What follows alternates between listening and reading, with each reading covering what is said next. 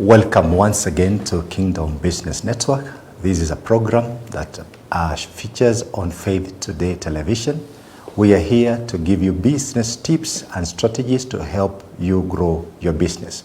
We really care about your business and how it's faring, and that's why we bring to you experts who are going to give you free consultation, free tips, free advice, free talks on how you can grow your business. Today, we are discussing about personal finance, and we have an expert, Dr. Washington Kahoro, who is going to speak to us. And before he does that, I would like to ask you, if you're watching us on Faith Today Television, call a friend and to watch. If you're watching us on Facebook, please like and comment and share. If you're watching us on YouTube, make sure that you subscribe, like, share, and comment.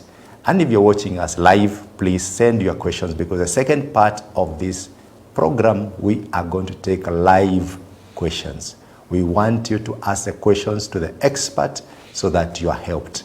We are here to make sure that you actually get the help that you need. That's why your questions really matter to us, and we'll take them very seriously, and we'll give you feedback live. So welcome today, Dr. Washington Kahoro. And maybe you can introduce yourself to the viewer and tell us also what you do and what is your area of specialization, and you can also tell us what the topic is today.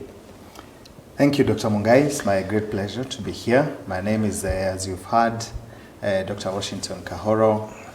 I am a financial coach in the area of personal financial management, and also in the area of leadership. I have been in the corporate space for about 20 years now, having worked with the financial groups within the country. I've worked for Britam, have worked for Sanlam, have worked for Old Mutual, and I last worked for CIC Group. In these companies, I have provided services in the area of financial planning and strategy, provided leadership where it comes to pushing products and services within the Kenyan space and abroad. Thank you for having me. I like that you're a coach. What does a coach do, and how does a coach help our viewer? Yes, a coach sets an example and lets the others follow as a lead. A coach walks with the people that they are coaching, and so it's my joy to have to move along with many others, even as I show them the way. You hear, viewer, you have an opportunity to engage with a coach today live, and please start sending those questions. And on my immediate right is my co-host, Enoch. Enoch, you can introduce yourself to the viewers. Well, thank you so much, Dr. Mungai. Thank you so much, Dr. Washington. I think today we must add coach. Really, coach. You know, it's such an exciting moment. Yeah. My name is Enoch from House of Faith. I'm very excited to be on this show today, and of course to absorb from the wealth of wisdom, experience that Dr. Washington has, like he has shared with us. In fact, I believe, for example, when you look at the time we are in right now, it's not been easy financially. When you look at the prices today, they are really scaring. You know, you go to a supermarket today and you buy bread at price X. When you go back after 2 days, it is at price Y, and you're wondering, you know, the pressure builds up. The other day in UG, the traders were on a standstill. They are striked, you know. Principally, they were not even willing to do any business because of the taxes. So it can be so much on you, and you're wondering, how am I going to get out of this? So for the young people, imagine you've just started earning your salary, you are into business here and there, and there are so many expenses, things that are taking your money left, right, center. You really want a coach to help you, guide you through the journey, so that you can learn how to master your finances in such a time that we are in right now.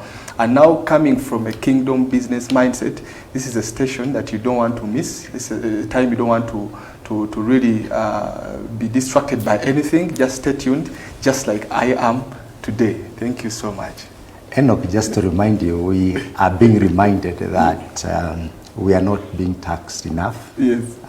Currently, the country is being taxed at 14% of GDP. Wow. And the plan is to push it to 22%. We understand there are countries which are being taxed up to 40%. Sure. But that's not the topic for today. We'll discuss that with the tax experts and see whether Kenyans need to change the way they've been socialized to think about being overtaxed. Might be we'll discuss it one of these fine days. We should. Might really invite Washington to prepare for that.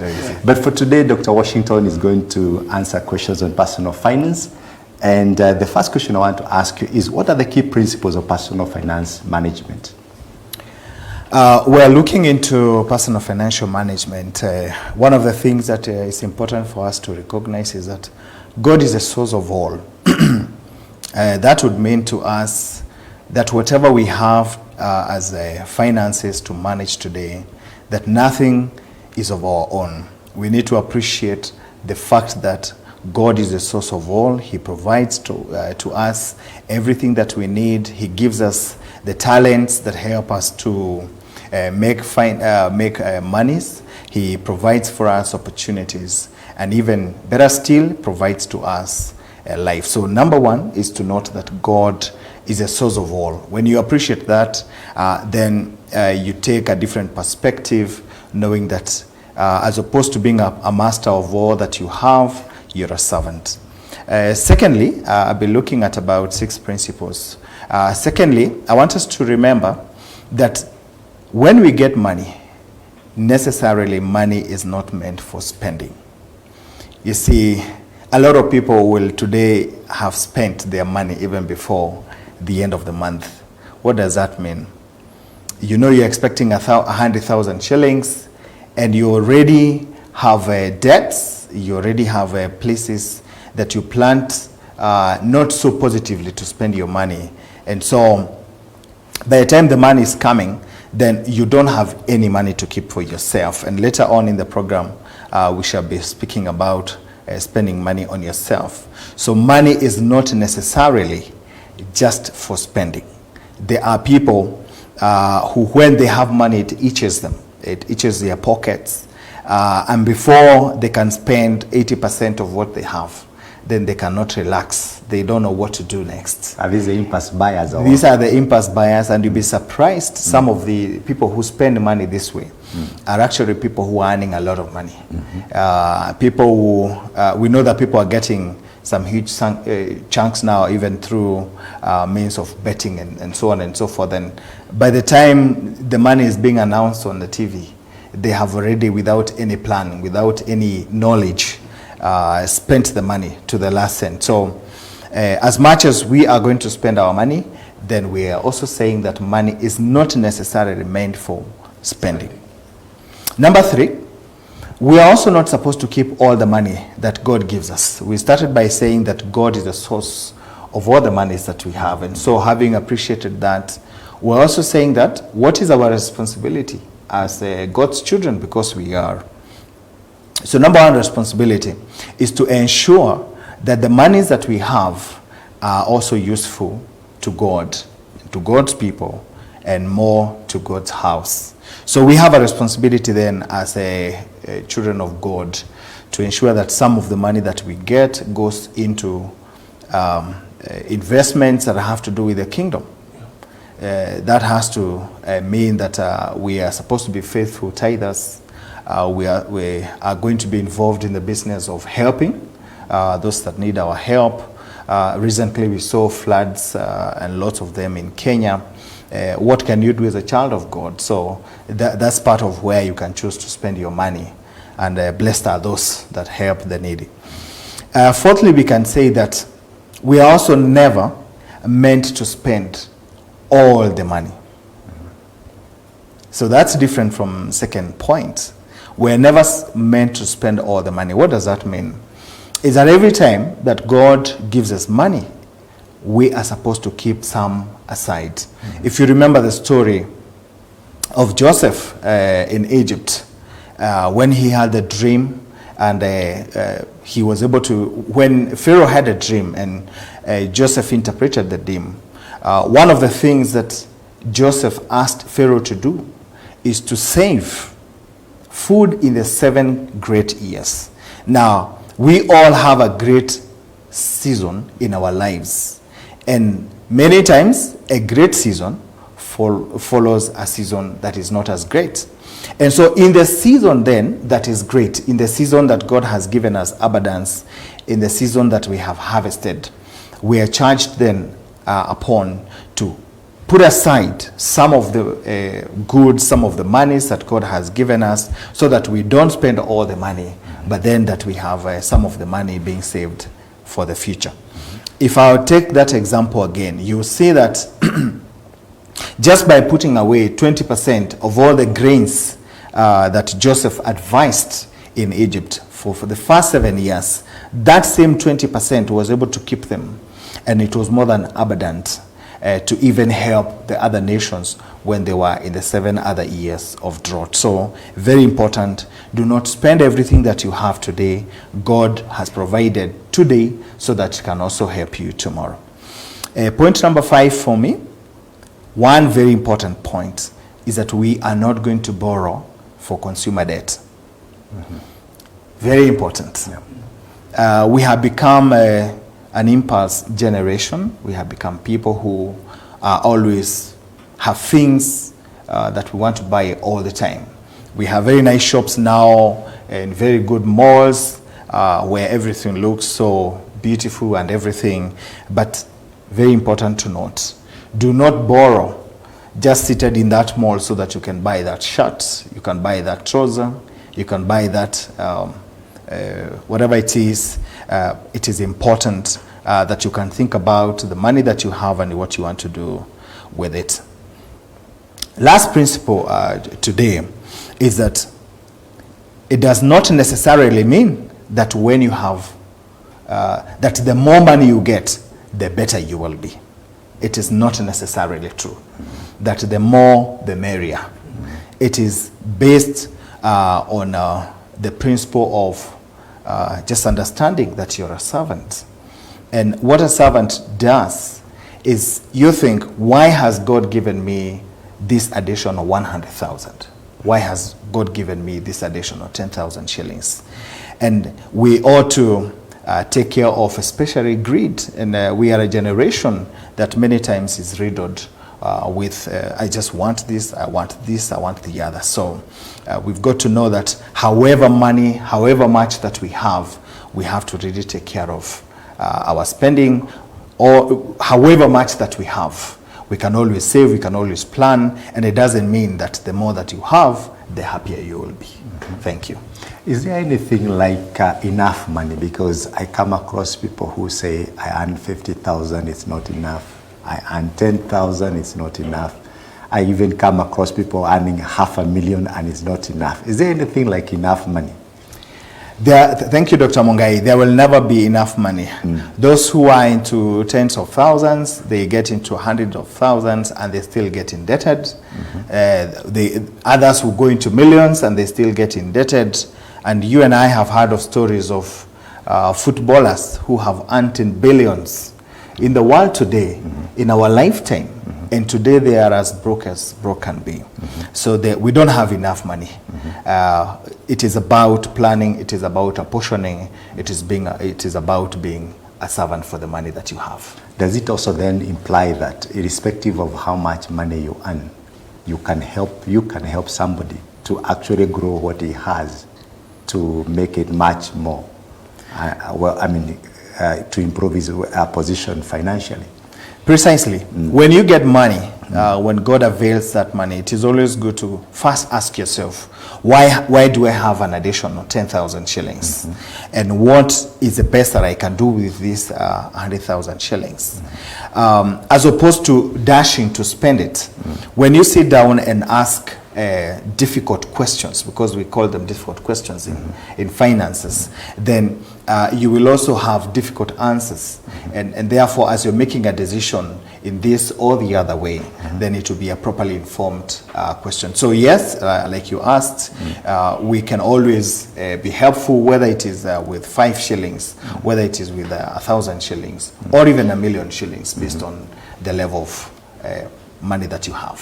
So now, what are the common mistakes people make when it comes to managing their personal finances? Very good question, and I get a lot of people asking me this question. What are some of the common mistakes and what should we avoid? And number one I need to note here is that money is an emotional component of our lives, very emotional. You will find that money makes people excited. I will not say happy. It makes people excited momentarily.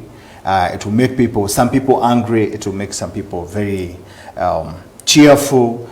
Some people will have a spirit that's really agonizing within them. This is either based on they have achieved what they wanted, they got what they wanted, or maybe money lost in one or the other venture, and so on and so forth. So money is emotional. And the reason we say that money is emotional is it is important to learn how to handle money emotions. Yeah? You realize, and maybe you are going to handle it later, that even different personalities handle money differently. Sanguines handle money differently from cholerics, from phlegmatics, and so on and so forth. So money is a part of our personality, and our personality also has a part to play in how we manage our finances. I thought you'll say ladies handle money differently from men. You talked of sanguines. You will be surprised, actually, that it is actually about personality. Okay. And of course, you find that more ladies are sanguines than men are. And so we'll be looking deeper at how different personalities perceive money, but it is important to handle the emotions that come with money. Okay. So that we settle down the emotions first and then get to plan. And maybe an advice just on top of the table here is that put the money away first. Yes, you have earned $1 million shillings, you have earned 100,000 shillings. First, put it away. As you put it away, you sober up. But as far as you can see the money here, as far as the money is on top of the table, or you can see it on your M-Pesa account, and so on and so forth, you sometimes can be bound to make an emotional decision. The second mistake that we don't realize about personal financial management is that money loves motion. Money loves to move. We said a little earlier that a number of people are itchy, quite itchy when they have money in their pockets. And we have numerous examples of a lot of people who will tell us that they had 10,000 shillings when they left in the morning. And when they come back in the evening, they have none of that. What that means is money loves to move. And when you have money in the pocket, you have money unplanned for, you will only you can, at a click of a button, you can have so many ways of spending that money. So instead of allowing the money to move in the right way, then we say that, like I said in the earlier point, put the money aside first, and before you start moving it, before you start saying, I'm going to appropriate this in this and that way, then it is from a point of information. Thirdly, I'd say that a lot of people assume they know what they need to do with money. That is not so true. Just like a child will learn how to walk, just like we go to school for many years to learn mathematics and all these other things that we learn, you cannot become a finance person by sheer assumption that you have money. You cannot become an accomplished politician just by wishing. So we need to know that money will require knowledge. And that is what I have taken upon myself to educate people on what money is, what it can do, what it can't do, how to plan money, and so on and so forth. So assuming that you know what to do with your finances can be a big mistake. Number 4, there's also a notion that people have taken, which is a very wrong notion. They say, fake it until you make it. Okay. So very common. Yes, very, very common, and you will find out that you will find people out there wanting to drive a vehicle that they know for sure does not fit their class, or it is not even time yet to buy a vehicle. It is not time yet to stay in a house where your rent is taking up to 50% of your income, it is not yet time to buy a shoe worth 10,000 shillings or to buy 5 pairs of shoes at a time. So very important that we are going to a real life. So money is real. And so we also need to be real when we are going to be spending that money. And lastly, in terms of common mistakes, we said that money can also be a negative motivator. There are people who, the moment they have money, they are not themselves. So they are, and therefore it is important that these kind of people then are educated, and you'll be surprised that a lot of the people fall into that bracket, where the moment they have money, then they're thinking, I can get a second wife, you know, so it is a negative motivator. They are thinking, then I can maybe start off a business that I'm not even aware about how to do it, and so on and so forth. So money, one of the mistakes that people get into is that they engage the negative feelings about money. And how do we unlearn this is by learning the proper things that we're supposed to do with money, and how to handle money, and how that money is meant to be a solution and not a problem by itself. Thank you. Enoch, what do you think about money mistakes? Well, I thank you so much, Bishop. I think as the young generation, we have made quite a number of mistakes. I cannot deny that. With the notions we hear, the other day one politician said, if that money is not solving your problems, eat that money. So for us, we are built in a way that we spend the money, young people, and principally, like you've stated earlier, that money is not meant to be spent. So as a young person, I really want to learn from an expert like you, how should I really spend this money? Because, you know, I've just gotten a salary, made my few, checks here and there. So I don't have so many like demands. You know, I don't have a family, maybe I don't have a wife. I have this money. So by all means, it should be itching me. I am always itching, you know. So I am made to really spend this money. So I really want to learn from you. How then should I spend this money? Because this money is meant to be spent. Yes. Good. Thank you so much, Enoch. That's really a great question. How do I spend my money? Number one, never spend your money without budgeting.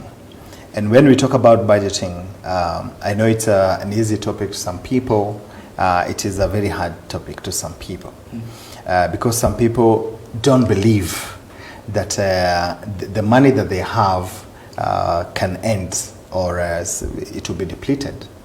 So very important that as we spend our money, then we are asking ourselves, what are our priorities? What are the things that we cannot do without? When you earn your money, you ought to ask yourself, are you in rent arrears, for example? How did you get into rent arrears? Did you end up spending more during the holiday? And so then we need to prioritize by budgeting how we are going to spend our money.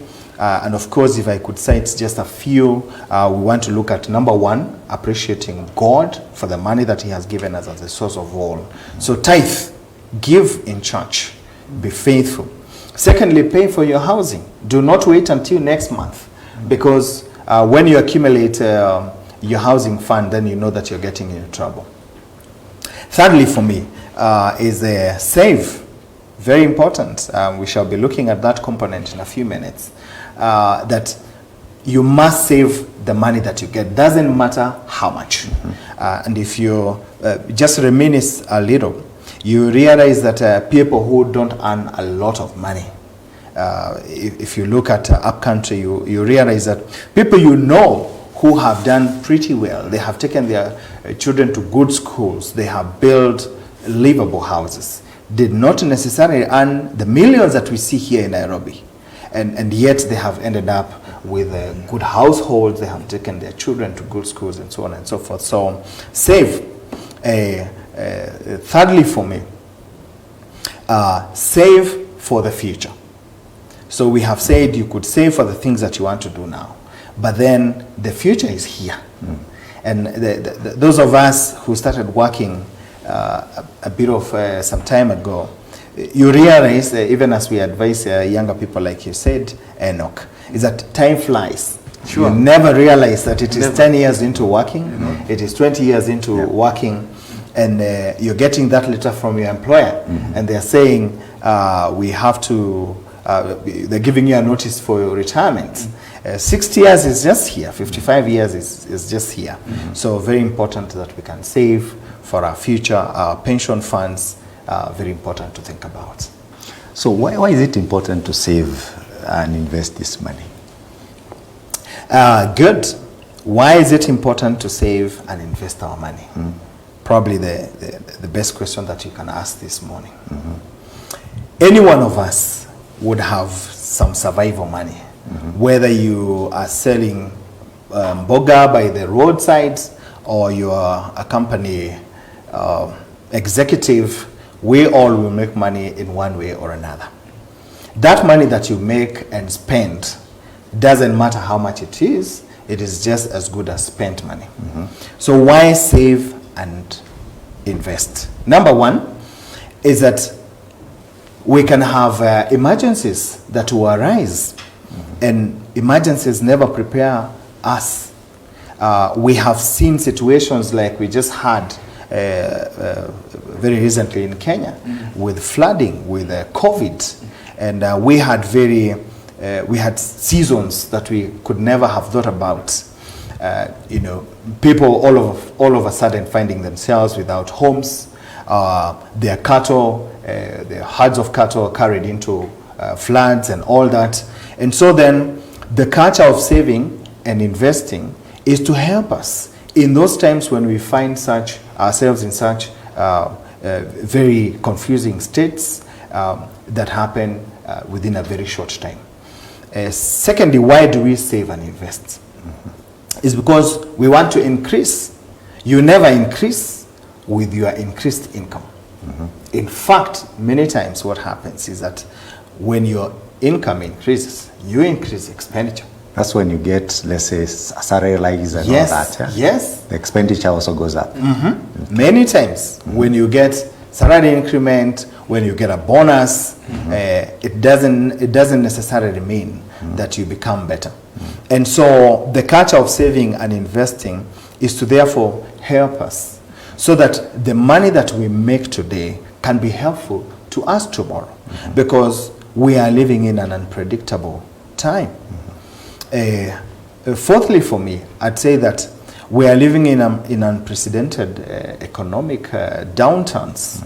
And you realize that we have economic pressures like inflation rising every day. We have dollar rates that are not very predictable. We have another foreign currencies that are not very predictable. And we have all these macroeconomic environments that we cannot really tell what it will be tomorrow.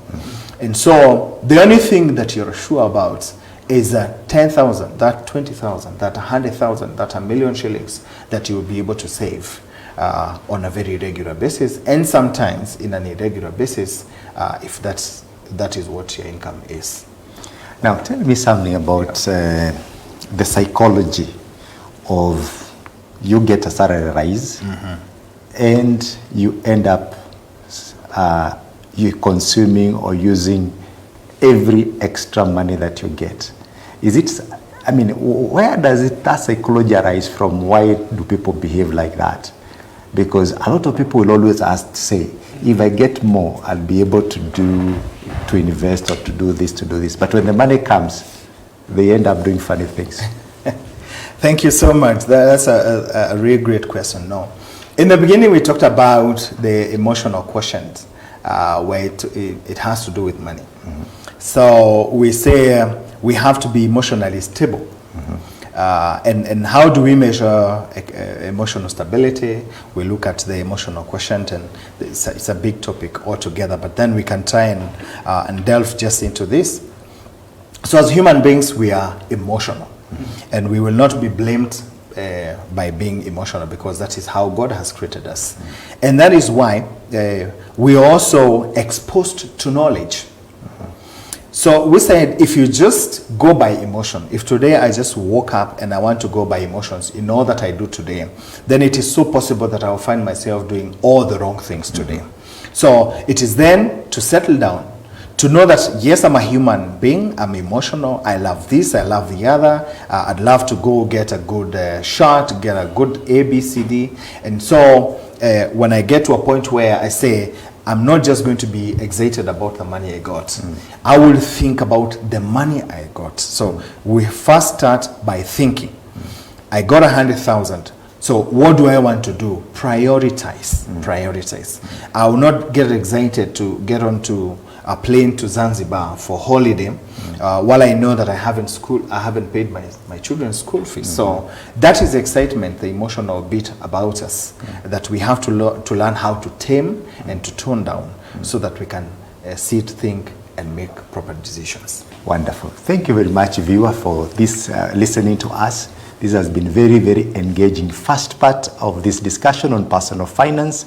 We are waiting for your questions. Please send your questions because in the second half, we will answer your question. Thank you very much. Stay tuned. We'll be back right after this commercial break.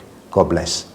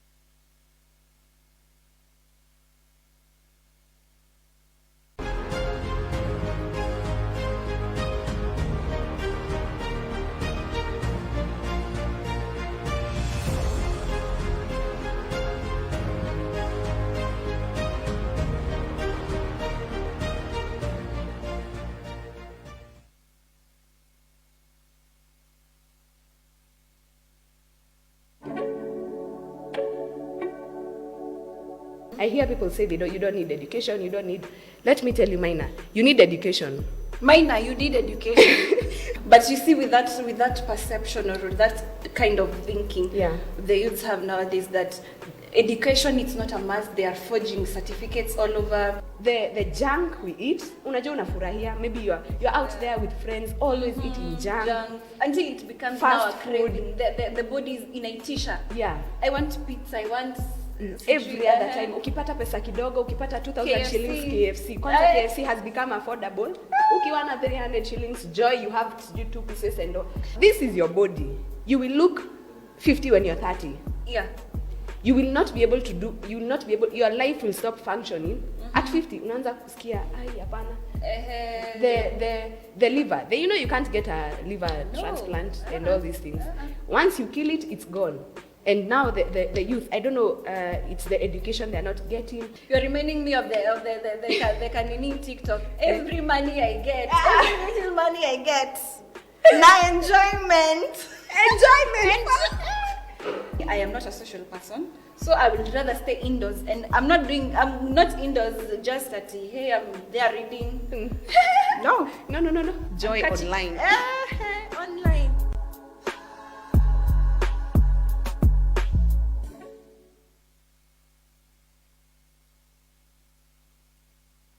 For the past 22 years has offered a brighter tomorrow. Like a sturdy tree, Happy Life Mission branches out, touching the lives of thousands and extending its impact far and beyond. Our threefold mission, rescue, health, and education, reaches out to those society has deemed unworthy, offering them not just shelter, but dignity and hope. Through our rescue pillar, we have rescued 979 abandoned children from across the country. Among them, 460 have found loving homes through adoption, and 264 have been joyously reunited with family. Presently, 166 children find refuge with us, 57 infants and toddlers in Roysambu, and 115 at our Juja campus. This year, We have been immensely blessed by the support of volunteer groups. Their presence not only brings joy to our children, but also lends invaluable assistance across our various initiatives. As Ellen Nodrigen wisely said, education is one thing no one can take away from you. As Happy Life Mission, education is paramount. We provide holistic Christian education from elementary to tertiary levels, nurturing our children to become impactful individuals who shine for Christ.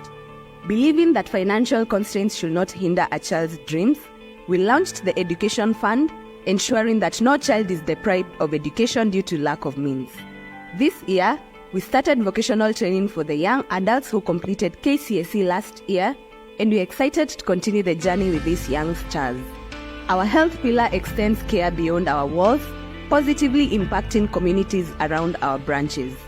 Quality healthcare accessible to all is our commitment to providing solutions to healthcare needs for both young and old.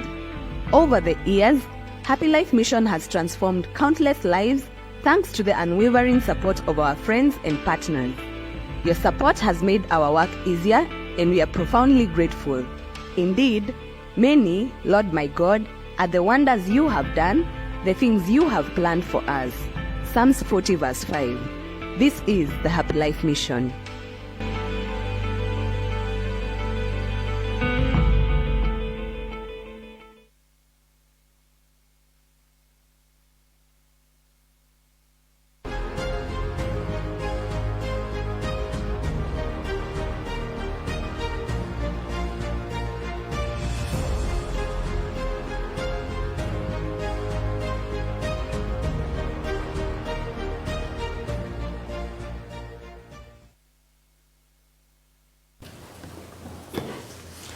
Welcome once again to this discussion on personal finance.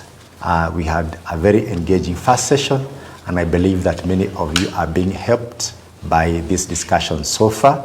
We've been discussing with Enoch and Dr. Washington Kahoro on personal finance, and before we left, we were discussing about saving and investing and the importance of saving and investing. Maybe you can recap that, then we pick it up from there. All right. A very important topic on why it is important to save and invest.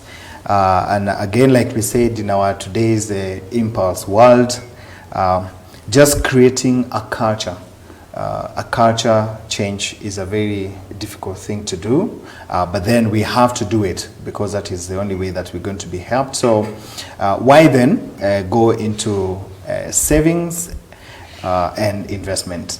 So number two, I'd say that through savings and investments, then we're also able to pay off our debts faster.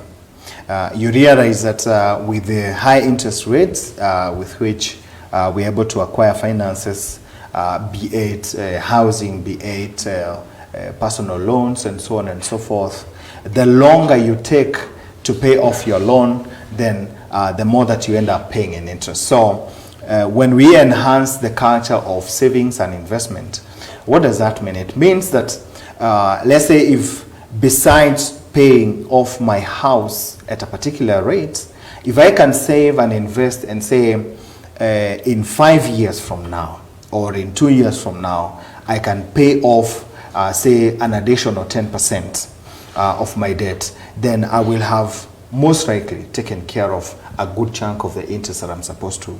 And that interest then can go into a different sort of an investment, or I can enhance my saving.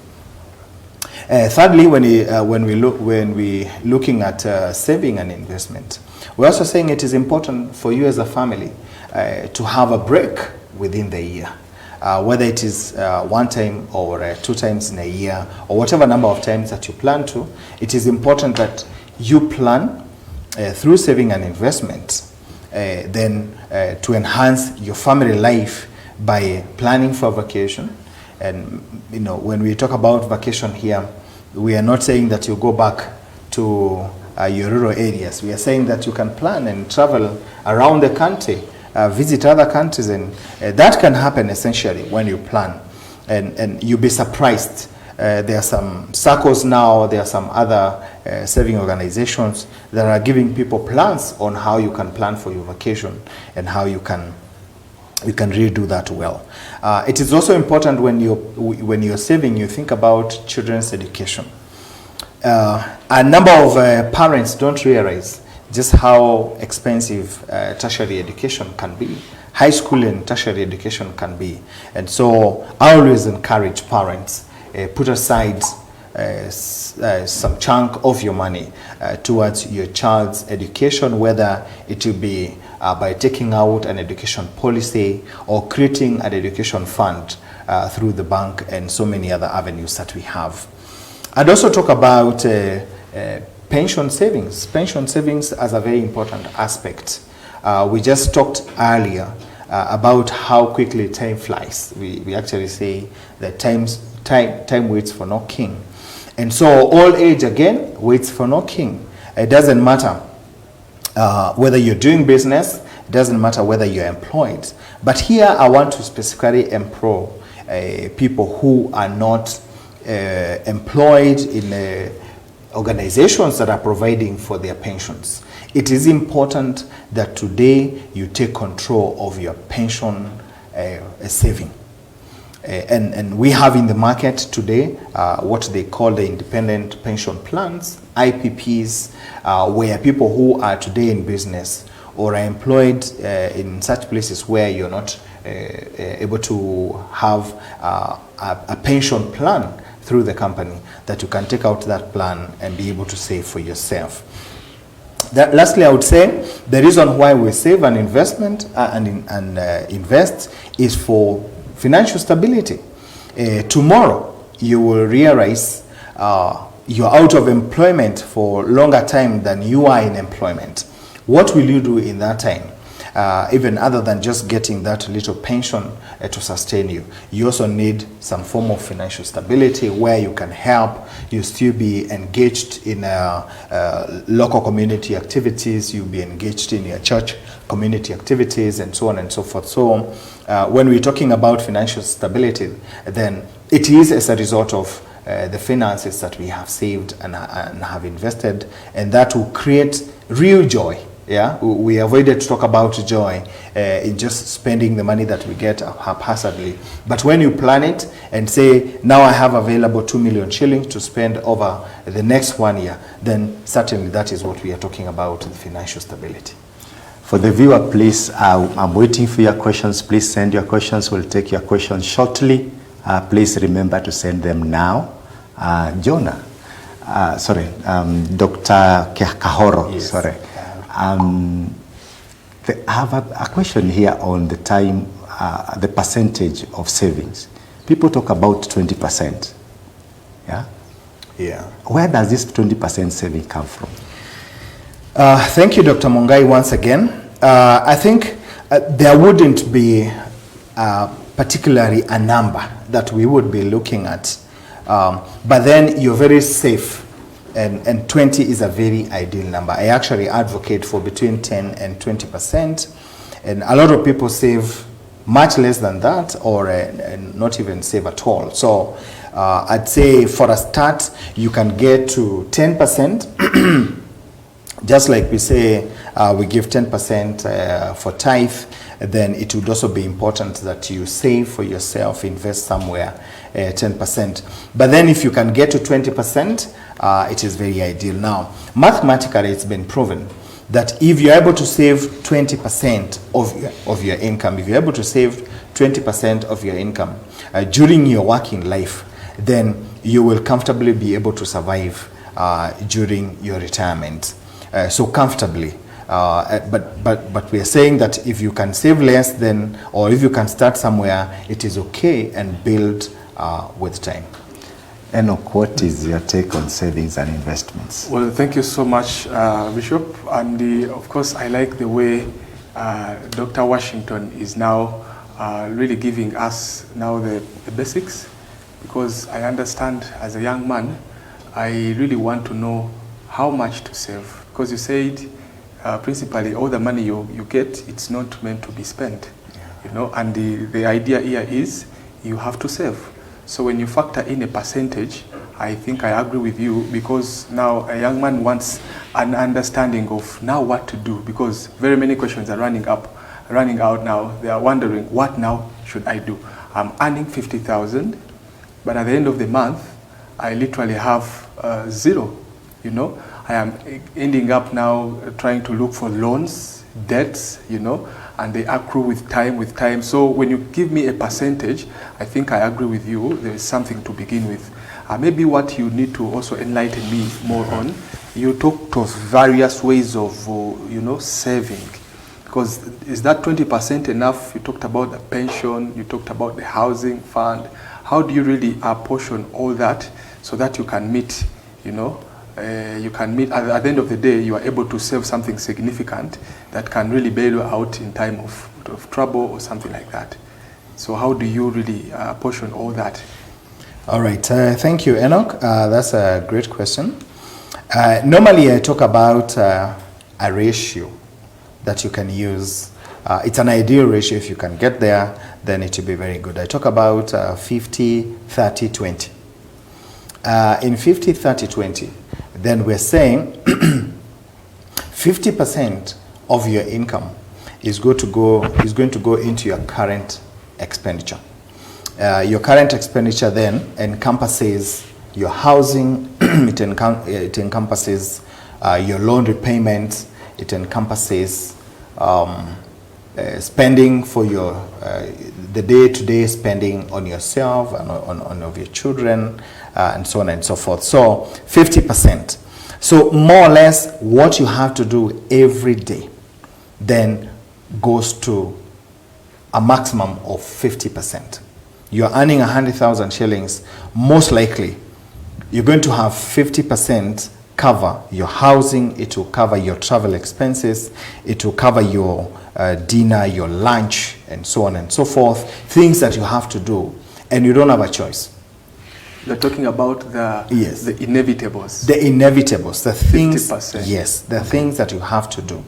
Now, when you take it to beyond 50%, then you're taking a risk. Okay. Because the thing that's going to be affected the most is especially the saving and investment aspect. But if you're able to keep your current expenditure at a maximum of 50%, then you're going to be very safe. Okay. Ed, do you have any questions that you can ask? Oh, sure. From our viewers? All right. Okay.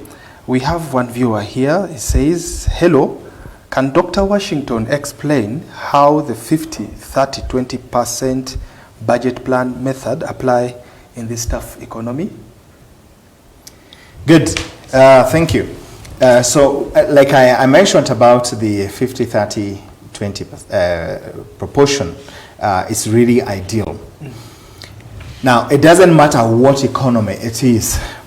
What matters is actually what is coming to you.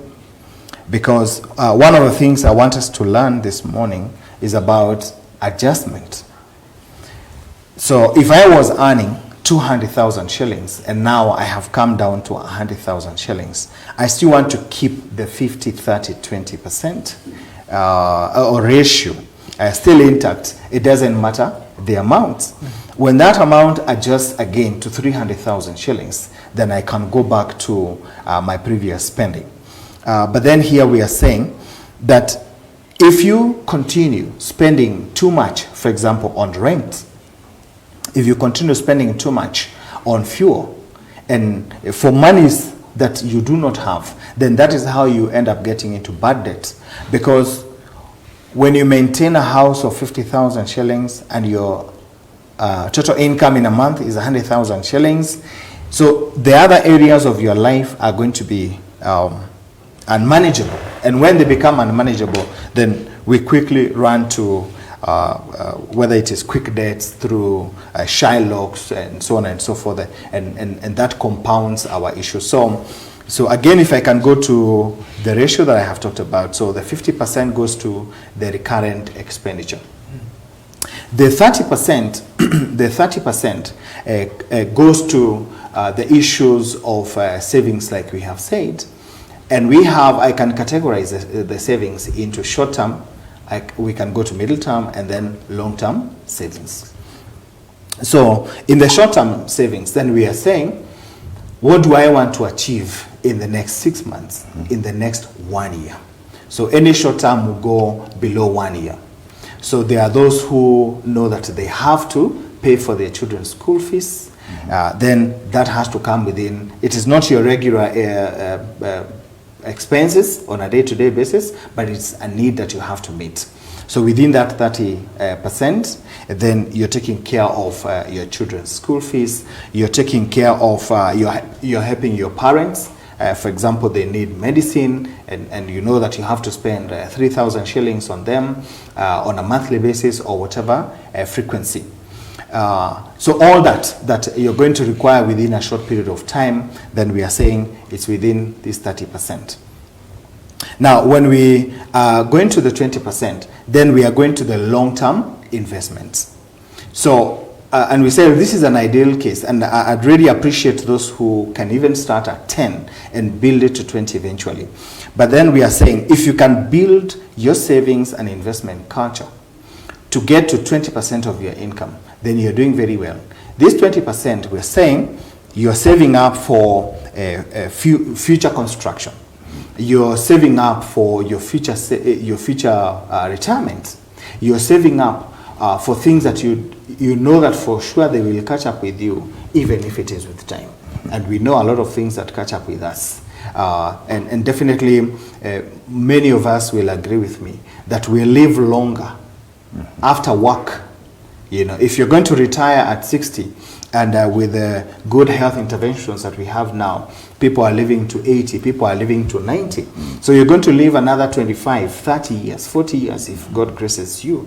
And these are years that you're not as strong as you are. So you're going to require this 20%. And actually, if you look at the Western countries, you realize that to some extent they have even perfected to move it to a little higher than 20, because they know that is a time that they'll have freer time to travel and so on and so forth. So you require adequate money or adequate resources that can help you within your older years. These are very good answers to the question on budgeting. But I would like to encourage the viewer that I want to engage Dr. Washington Kahoro next week, same time. And our key topic next week will be budgeting. But before we do that, we have a viewer known as Donald. Donald, we don't want to assume your question. Thank you for engaging with us. And Donald is asking, please ask Doctor, how can I create a realistic and effective personal budget to manage my income and expenses? Might be just in a small way, and then we'll get into depth on budgeting next week. Thank you, Donald, for your question. I'll give you just a snippet of the budget. So in the budget here, we're saying, number one, you create the budget before the income comes. Very important. So you create the budget before the income comes. A lot of us get into the temptation of creating the budget after the money is already in the bank. When the money is already in the bank, we are already thinking what to do with it. But if you can create the budget before, then it will be very helpful. Number two, as an aspect of the budget, number one, you must be realistic. You must be realistic. There are people who even budget for monies that they hope for. It is not prudent to budget for money that you hope for. You budget for money that you know you will get. So in the fortunate incident, then that you get more money, you're luckier. But we say, so be as realistic as possible. I'd also say that be very specific. Yeah, be very specific. So we are not going into the details of the budgeting today. We shall do that, as Dr. Mungai says, next week. But then today we are saying be very realistic. So for example, if you know that your income is 100,000 shillings or even 20,000 shillings, do not budget as one who has 100,000, or do not budget as your brother who is earning 25,000 shillings. Be realistic. Know that yes, you have prayed, you have asked, and you know that futuristic, God will make a way for you and you'll be able to have a higher income. But for now, budget realistically. Budget for what you have, what you can get, and what you know for sure you can manage within that period. You actually mentioned 20,000, and Yes. there's a viewer there asking about how he can plan 20,000 in this economy. Yes. Pack that for next week. We'll answer in details on how to do that.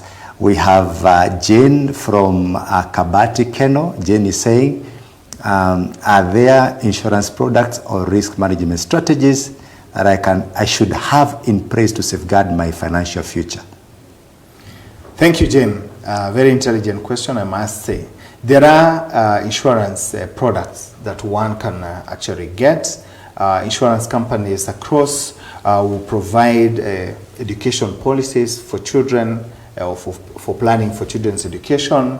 Insurance companies will provide, like I said, individual pension plans that can help you plan for your future. Education policies will also have what we call endowment policies. Endowment policies is basically where you say, I have a plan to invest, rather I have a plan to put aside 1 million shillings in 10 years. So how do you do this? So you go to an insurance company and they will calculate, based on mortality rates and all that. They will tell you then you need to put aside 10,000 shillings or 5,000 shillings or whatever amount it is based on how much you're earning. So yes, there are products within the insurance space that you can actually use to save and invest your money. Wonderful. A viewer is saying this is a very interesting program to watch. Thank you, Faith Today TV. And viewer, thank you too for watching. My last question for you today from the viewer, before we come to one or two other last questions, is how can I ensure I'm on track to achieve my desired retirement lifestyle? And what steps should I be taking now? This is from Nicholas in Kangemi. Thank you for watching us all the way from Kangemi. All right, thank you, Nicholas. A very intelligent question once again. So number one, we will learn probably in the next program, but I'll just touch it a little, that as you save and invest, you need to have seasons of taking stock. So I'm employed, I'm earning 100,000 shillings. My income the last 1 year has increased to 120,000 shillings. I should get to the end of the year and have a small tete-a-tete with myself, ask myself. So I began by planning in the beginning of the year that I'll be saving 10,000 shillings. How do I know that I'm on track to save the amount of money that I apportioned or I dedicated I will save? So then we're saying that you must evaluate. So you must get to a point where you're asking yourself hard questions. Have I lived up to what I said I will live? Have I kept the promises that I said I will keep to myself first? And I'm sure, Daktari, we are getting to, helping yourself first, saving for yourself. Yeah. So, so you're asking yourself those difficult questions, Companies, and just like individuals, at the end of particular seasons, whether it is quarterly, semi-annually, or annually, they will have the board seat, the top management seat, and ask, we intended to be in this and that place in 6 months' time. Where are we? What is dragging us behind? Or are we going to give ourselves a pat on the back and say that, yes, we are living up to our expectations? So very important that after a year, after 6 months, ask yourself, where are you? Have you kept the culture that you said you're going to start? Yes. I think we'll get into depth as far as that issue of retirement is concerned next week, same time. So Nicholas and others, stay tuned and we'll help you on that. So let's come to the role of emergency savings. Yeah. What role do they play in personal financial management, and how much should people aim to save? Right. Emergency savings are a very important aspect. And in the last, say, 5 years, Kenya has had emergency states, not necessarily in the way that the president would pronounce an emergency state. But then we have had emergencies with the emergence of COVID, with drought that followed. For those that may have forgotten, we had a very severe drought, and we have said in the last few decades we have not had such an elongated period of drought, and that resulted to famine and shortage and so on and so forth. So what role then are we looking at when we are looking at emergency funds? Sorry, before you, let me cut Yes. you short. Before you go to the role, Yes. you've talked about drought and famine and all that. Yes. Is sickness an emergency, or what other emergencies? All right. I'd say yes and no at the same time. The sickness of a family member, of a nuclear family member, to me is not supposed to be an emergency. Okay. Because I should have taken out, through this kind of advisory that we have, a medical cover that is provided by insurance companies, or create a sickness fund. Now, that does not mean that you do not have faith, because sicknesses catch up with whoever it is. Okay. So sickness can be an emergency, yes. And how can it be an emergency? Sometimes we will have situations like we had for COVID, where companies were not very sure in the beginning whether they are going to cover COVID ailment and so on and so forth. And in that case, one had to fall back to their own personal savings. Number two, where can it also be an emergency, is where the sickness is of a loved one who is not necessarily covered by a medical cover. Okay. Your parent is a significant other. Your brothers and sisters, people that you take care of that may not necessarily form your nuclear family, can cause you to have an emergency where sickness is concerned. Okay. Yes. So as we delve now into the role of the emergency funds, now we said number one, there can be, and sometimes there is, disastrous moments. Yeah. Yeah. So disaster strikes, nobody prays for it. But then we have seen floods, like I just mentioned earlier. We have seen COVID. We have seen family members struck with a sickness that is threatening to deplete everything within the family. We have seen sometimes, just unfortunate incidences, and we have seen, like in this year, last year, and I would say the last 5 years, companies have had to lay off quite a number of people. And in such moments, then you need to ask, where is my fallback? Your fallback will always be in your emergency fund that you have created in the time that you have had sufficient funds, or so to say. So disastrous moments. Then I also have categorized it in a little different way. I've talked about critical moments. Yeah, critical moments. Sometimes there have to be changes that you have to make. For example, you have to move from one area to another. And I have heard of situations or people who have, for example, have to move from Nairobi to go to up country. So they have to have an emergency fund that you created probably at the time that you are working. Say you have to put up a shelter.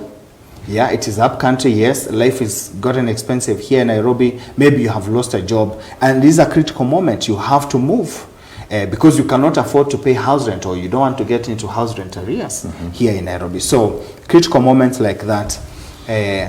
We also have critical moments of loss of life. Yeah, sometimes those who bring bread on the table, we lose them in the families in unfortunate incidences. So if there has not been any contingency measures to put up an emergency fund, then we might end up really going down financially. So an important aspect. We have also seen sometimes there will be breakdowns. For those that are hit by the floods, again, we saw vehicles washed by waters. We saw businesses moved from areas that they have always been. So such are critical moments, such are difficult times when we have to dig deep into our pockets, probably reestablish ourselves somewhere else, put up new businesses, and so on and so forth. And that can really be uneasy for us if we do not have an emergency fund. That's quite interesting. I want to ask you one last question, and this is about the concept of paying yourself first. Yeah. I know a lot of people in business will always tell you or be told you need to pay yourself first. What does it mean, and why is it important? How do you do it?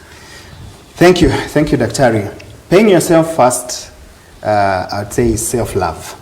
Okay. And the issue of self-love is one that we are appreciating now. And a lot of people, like I said in the beginning, earning whichever amount of money, they end up waiting for the next paycheck. So you're earning 1 million shillings, but you're waiting for the next paycheck. You're earning 10,000 shillings, but you're waiting for the next paycheck. That's really a painful point to be at. Paying yourself is to appreciate the fact that you have to set aside something. It is necessary. This is for people in business. This is for people in business. Okay. Set aside something.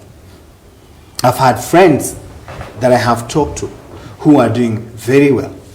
They were making monies in millions. But today, the millions are not there. Mm-hmm. And one of the things I'll be telling the people I interacted with, my friends, the people I consult for, is yes, we have made 100,000 shillings. Do not put all of it back into the business again. Mm-hmm. Put aside something for yourself. Mm-hmm. The 10 to 20% that we have talked about. Because in essence, there will never be enough money. Anywhere, any day. Mm-hmm. Those who are earning in tens of thousands, they'll be getting to hundreds of thousands, and they'll be getting to millions. And you realize the more you make, the more complicated it becomes to manage the funds. Mm-hmm. In fact, if we go back to the kingdom principles, those who earn less find it easier tithing. Those who earn more will ask hard questions before they tithe. How do I just bring in 1 million shillings to a church? Does this church require this 1 million shillings? So basically what we are saying is paying yourself first is appreciating the fact that things will not remain the same. So if a business is thriving, pay yourself. If it is down, pay yourself still. Okay. Wonderful. Enoch, what do you have to say about that as we wind up? Well, thank you so much. Of course, the way I love myself, I would love to pay myself first. It's very, very important. Yeah. And the way you have really given form to the entire structure of finance, how you should manage your finance. As a young person now, I'm really excited because now at least I know how to deal with the money when it comes. See, you've talked about emergencies. I learned from the scriptures. I think Solomon got in time to study the ants. He tells us that look at these things, consider them. When it is when it is summer, they lay up food for themselves. They store. Actually, some scriptures use the word saving. You know, they save up for their hard times. But who educates them? They don't have no boss, they don't have no leader, no what. But they know that hard times will always come. That when winter comes, they are not worried. They are able to survive and then get to the next point.